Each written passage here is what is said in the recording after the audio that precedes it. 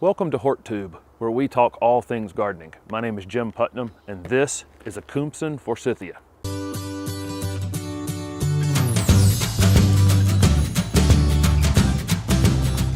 This is Kumson Forsythia, a beautiful, variegated, almost speckled white Forsythia. It gets the same yellow flowers as the green foliage Forsythia, but it has this beautiful white and green contrasted foliage throughout the season, so it really extends the period of time that your Forsythia is enjoyable.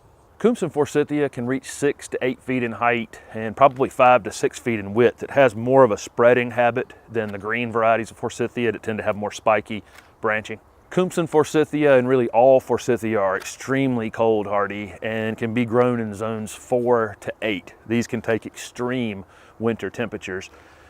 Most of your deciduous flowering shrubs like this, the ones that lose their leaves in the winter, are the best for zones 4 and 5, where leafy evergreens tend not to work quite as well. Kumson Forsythia could probably grow between 1 foot and even 2 feet in a single season if it was fertilized and watered when it was abnormally dry. It definitely does grow slower than the green varieties, and that's true with most variegated plants. It seems to slow the growth rate of the plant down. Like all Forsythia, Kumson would prefer to be in about a half a day's sun all the way up to full sun. You could put this in a spot that just gets baked from the time the sun comes up till it goes down, or I think you'd probably want at least 3 hours of the midday sun on it to keep it full.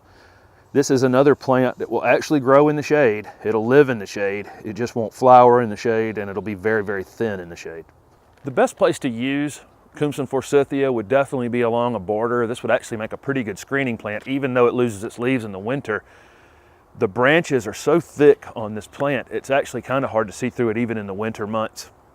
So that would be a great use for it. Also, if you have a perennial border or a flower border of some kind, this would just look great in the back of it. This speckled foliage looks absolutely fantastic with other green foliage things in front of it that grow lower.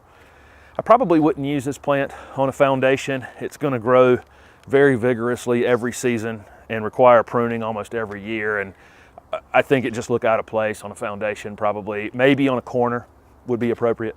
Of course, the highlight of all Forsythia is going to be the yellow flowers before everything else wakes up in the early spring. In the South, we call these yellow bells. It's kind of the first sign that it's about to warm up. Usually these are sometime in March in zone 7, and of course a little later in zones 4, 5, and 6. But it is kind of the first breath of spring every year, and you kind of know the ground temperature is warming up when these start flowering. And the yellow flowers occur all up and down the stems, and because it's deciduous, it doesn't have leaves on it in the wintertime, the flowers are extremely showy. Forsythia is practically a weed and can probably go in the ground any way you'd want to put it in the ground. You could probably go against any rules I've said in any other videos and plant it deep and over mulch it and all kinds of things and the plant not die. But in order to keep it vigorous and flowering heavily and the best foliage on it, we do want to use some best practices when planting and mulching these. When you pull this out of the pot, almost certainly it's going to be root bound. I mean, Forsythia just goes crazy in a container and will wrap roots around very, very tightly. So when you pull it out, make sure you pull at those roots and get them going outward. You may even need to cut into them a little bit to achieve that if the roots are very, very tight. We'll want to mound these up just a little bit when we're planting them. I try to this is hard to describe sometimes in these little short videos, but we want to dig the hole as if we're going to plant this entire root ball, the depth of this entire root ball, and then put some loose soil back in the bottom of the hole underneath it. And then when you pull this out, break up the roots, and then when you set it into that hole, it's going to end up sticking up about this much. And that's perfect because we want to just pull the soil up to the edge of that.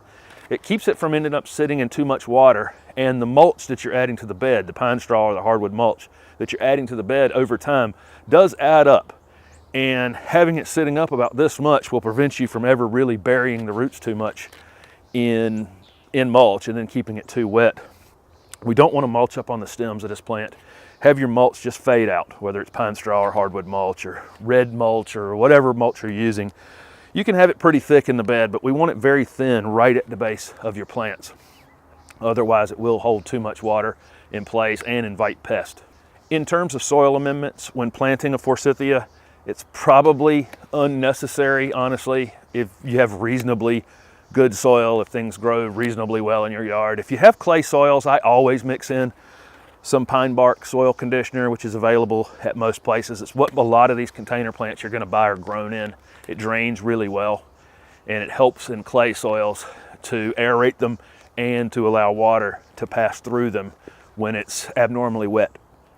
If you have very sandy soils, and I always say sandy soils, if you have somewhere in between the clay and the sand that holds water between rains but isn't really, really wet, I probably would do nothing for this plant. We just wouldn't need it. If it was very sandy soils, and this plant probably would grow in coastal areas, you'd want to mix some compost or some cow manure or some peat moss in with the existing soil, and that will help hold some water in place between rains.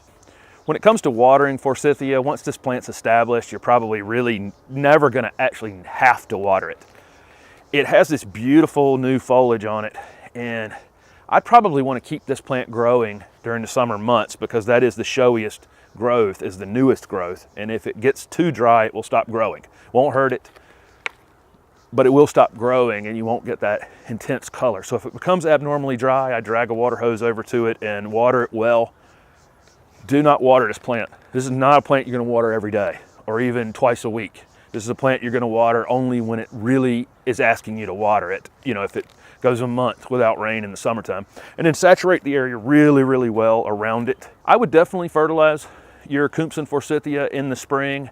Again, same thing with the watering. We want to keep this thing growing because the best color, the best foliage color is on the new growth. So I'd fertilize it in the spring. Any type of slow release outdoor fertilizer would be fine. If your Forsythia needs to be pruned, I would probably prune it after it flowers in the early spring, sometime between the flowering and it leafing out. If you needed to reduce the size substantially, that'd be the appropriate time to do it. That way you wouldn't be losing flowers on next year's plant. If you get, what you're going to end up with on this plant for sure is a few branches here and there during the season that are just going to go wild, 2 or 3 feet outside the surrounding plant. I just go anytime you want to and cut that branch off. You could cut it all the way to the ground or just cut it back to the edge of the existing plant. In terms of insect or disease problems, there's just really not any insect problems we're going to worry about on these. I'll see caterpillars on them occasionally. Actually, this plant right here has a few leaves on it I can see that have been chewed on, but really almost nothing. It's not a plant that we're worried about spraying anytime during the season.